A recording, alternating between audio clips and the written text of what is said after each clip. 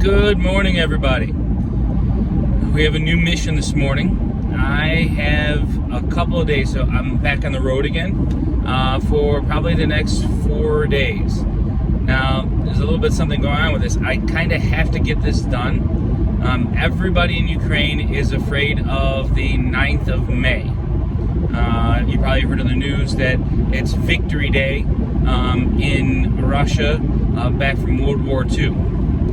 Why that's significant now, I don't really know, but for whatever reason, Putin seems to think it's important, and everybody thinks that if Putin thinks it's important, it must be important, right? So either he's going to put a huge siege on Ukraine so that he can have the second Victory Day on May 9th, right?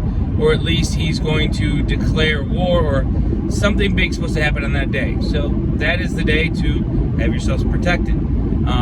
Being that is the day that everybody should be protected, and I work with a lot of the hospitals and a lot of our clubs and churches, right? Obviously, everybody's got to be ready to hunker down for a few days.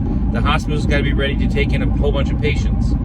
So I'm bringing a refrigerator full of medication and a carload of tourniquets and some stuff, some food and supplies to the churches, right? And I gotta head up to 2 different cities. I'm not telling you which ones. Obviously, I'm not supposed to talk about those things, but let's just say they're on opposite ends of the country. So that's not the scary part. As a matter of fact, the drive that I'm taking shouldn't be, well, okay, the end of the drive is going to be at a hot zone, but the first 2 days, not in the hot zone, right? So should be a pretty safe, easy drive. Except, and this is the part where I need your guys' help and your guys' prayers. This is where I need the boss to come through. Here's the risk. It is now 7-something in the morning, and there is already a line about, I'd say, a quarter mile long on both sides of the gas station. So people are at 7 o'clock in the morning parking their cars along the side of the road, right, to get gas, because they have only allowed us to get 5 liters. So you guys kind of understand what that means. There is 4 liters in a gallon. So I'm allowed to get 1 gallon and a little bit more, 1 gallon and a liter, if I can say that, of gas. That's all I'm allowed to get per time. So basically, if you sit in line for an hour, right, you get 1 gallon of gas, and then you have to get back in line at a different gas station, right, to get another gallon of gas.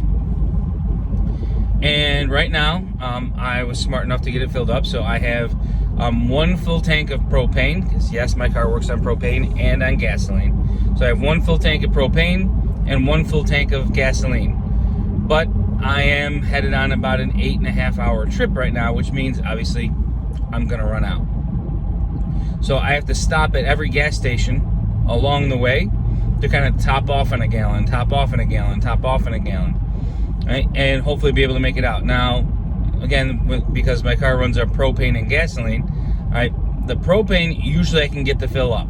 The gasoline, that's the hard part, right? So I need your guys' prayers that from here to my first destination, I can fill up my tank. And then from my first destination to my second destination, I can keep a full tank. And then from my second one to the third, from the third to the fourth, right? And then back home. So this time, it's not really worried. There's not a lot of worry. There is 1-2 places where it might be dangerous, right? But this time, it's more about, can I actually make the trip? So if you guys keep me in prayer for that, I would really appreciate it. More videos to come on what's going on at our AIDS center in Chernovtsi. Again, I posted 1 video. I got to do some more about that. This is not me. I know most of the time I'm with me, but I usually do the special trips. Not everybody can get in the hospitals, right? Not everybody can get into certain areas or do certain things. Like you guys saw the videos about the grandmas and the grandpas and the dog, right? Because I own a car, I can take the dog. But there are other guys that are with me that they drive vans, and the vans can take 10 or 13 people, right? And they can fill it up with, we call gruz, with products, with food and supplies and sugar, right? And I have been remiss to show you these other guys that are doing it.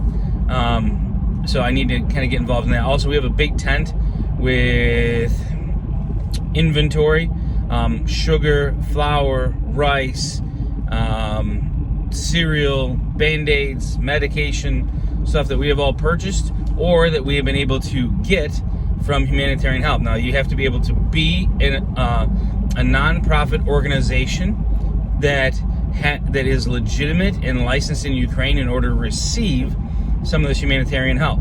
So we actually can receive some of this help that's coming across. We go to the big tractor trailers and we can show them our license, and we can they will give us stuff from their tractor trailer, and we take it to our stuff, and then we can take it from our stuff to either feed the people that are staying with us or take it out to people that we know need help because they trust us to actually do that. So that is a blessing, but that's not something that I do.